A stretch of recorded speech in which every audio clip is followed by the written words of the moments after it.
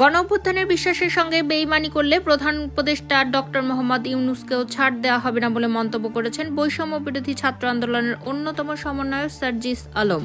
তিনি বলেন, আমরা দালাল নই, ক্ষমতাপিপাসু নই। এই জুলাই গণঅভ্যুত্থানের বিশ্বাসের সঙ্গে বেইমানি করলে প্রফেসর ডক্টর ইউনূসও যদি হন, তাকেও ছেড়ে কথা বলবো না।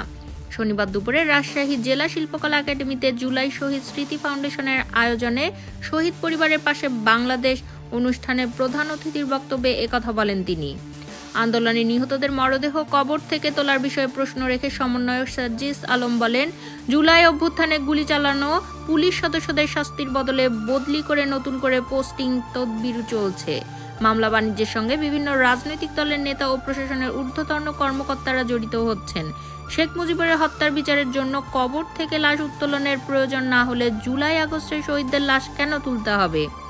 ভারত প্রসঙ্গে সার্জিস আলম বলেন, ভারতের সঙ্গে বাংলাদেশের সম্পর্ক কি হবে তা তাদের কাজের মাধ্যমে নির্ধারিত হবে। সম্পর্ক ভালো রাখতে চাইলে ভারতকে খুনি শেখ হাসিনাকে আশ্রয় না দিয়ে ফেরত দিতে হবে। বাংলার মাটিতেই খুনি হাসিনার বিচার করা হবে। রাজশাহী বিভাগের 63 শহীদ পরিবারের মধ্যে 46 পরিবারকে আর্থিক সহায়তা দেওয়া হয় জুলাই শহীদ স্মৃতি ফাউন্ডেশন থেকে। প্রতিটি শহীদ পরিবারকে 5 লাখ টাকার চেক দেওয়া হয়।